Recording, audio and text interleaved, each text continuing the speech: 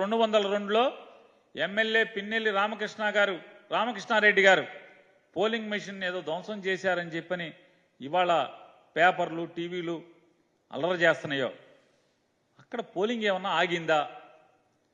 ఒక్క గంట పాటు ఏమన్నా పోలింగ్ ఆగిందా? నమోదు అవ్వాలి కదా, పోలింగ్ ఆఫీసరు పోలీసులు రికార్డ్ చేయాలి కదా. ఇదిగో ఇన్ని గంటల నుంచి ఇన్ని గంటల వరకు పోలింగ్ ఆగిపోయింది. ఆగిందా? నమోదయ్యిందా? రికార్డ్ అవ్వాలి కదా.